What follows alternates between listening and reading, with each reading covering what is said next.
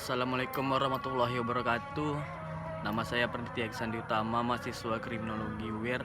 Di sini saya akan mempresentasikan tentang white collar crime, bentuk-bentuk kejahatan kerah putih di Indonesia.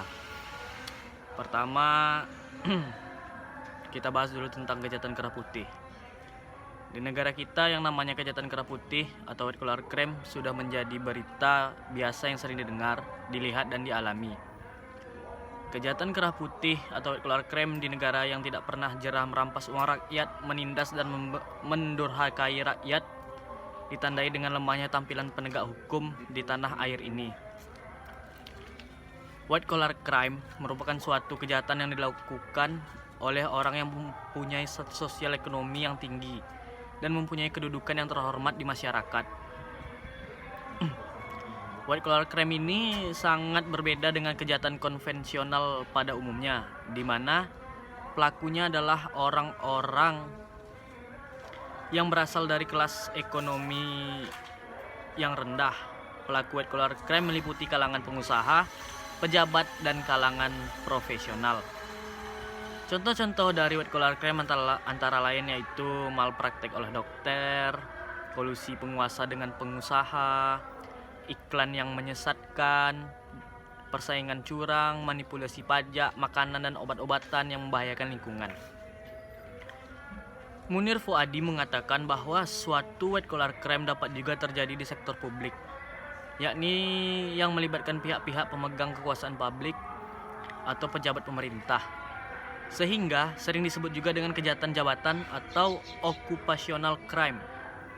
White collar crime ini seperti banyak terjadi dalam bentuk korupsi dan suap menyuap yang terjadi di kalangan penegak hukum seperti polisi, jaksa, dan hakim. Kejahatan kerah putih atau white collar crime terkait dengan jabatan yang sah, sehingga seolah-olah kemakmuran yang dimilikinya berasal dari jabatan tersebut. Simbol kerah putih ini menandakan adanya jabatan yang sah.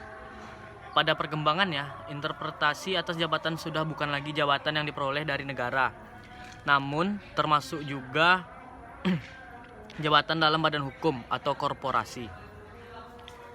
Suatu kejahatan dapat didekati dari dua pendekatan utama, yaitu yuridis dan kriminologis. Secara yuridis, kejahatan diartikan sebagai setiap perbuatan yang melanggar undang-undang atau hukum pidana yang berlaku di masyarakat. Sedangkan secara kriminologis, kejahatan bukan saja perbuatan yang melanggar undang-undang atau hukum pidana, tetapi lebih luas lagi, yaitu mencakup perbuatan yang antisosial yang merugikan masyarakat, walaupun perbuatan itu belum atau tidak diatur dalam hukum pidana.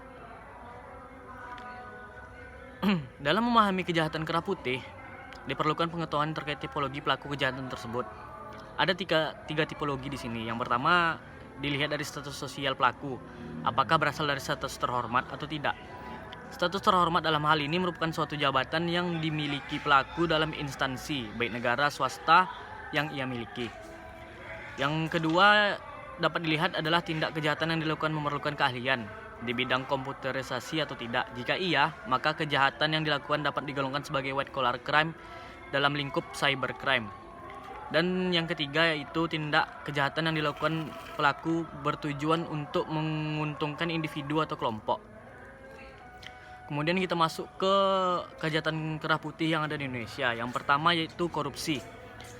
Tindakan korupsi di Indonesia tentunya tidak jauh dari yang namanya posisi yang tinggi dalam sebuah lembaga negara atau sebuah perusahaan. Apabila tindak pidana korupsi terjadi pada lembaga kenegaraan seperti DPR atau MPR, maka terlihat jelas rakyatlah yang dirugikan di sini. Uang yang selama ini dikumpulkan dalam bentuk pajak, dalam bentuk retribusi, hilang begitu saja karena digelapkan oknum-oknum yang tidak bertanggung jawab. Korupsi adalah topik sentral perdebatan politik dan publik serta kampanye pemilu di negara-negara transisi dari totalitarisme ke demokrasi. Bahkan korupsi dipandang sebagai kendala utama yang menghambat jalannya reformasi di suatu negara. Kemudian yang kedua yaitu penyuapan. Penyuapan atau suap adalah tindakan memberikan uang, barang atau bentuk lain dari pembalasan dari pemberi suap kepada penerima suap yang dilakukan untuk mengubah sikap penerima atas kepentingan atau minat si pemberi. Penyuapan di dalam Undang-Undang Nomor 11 Tahun 1980 tentang tindak pidana suap didefinisikan sebagai tindakan memberi atau menjanjikan sesuatu kepada seseorang dengan maksud untuk membujuk supaya orang itu berbuat sesuatu atau tidak berbuat sesuatu dalam tugasnya. yang berlawanan dengan kewenangan atau kewajibannya yang menyangkut kepentingan umum, juga menerima sesuatu atau janji, sedangkan ia mengetahui atau patut dapat menduga bahwa pemberian sesuatu atau janji itu dimaksudkan supaya berbuat sesuatu yang tidak berbuat sesuatu dalam tugasnya. Yang berlawanan dengan kewenangan atau kewajibannya yang menyangkut kepentingan umum.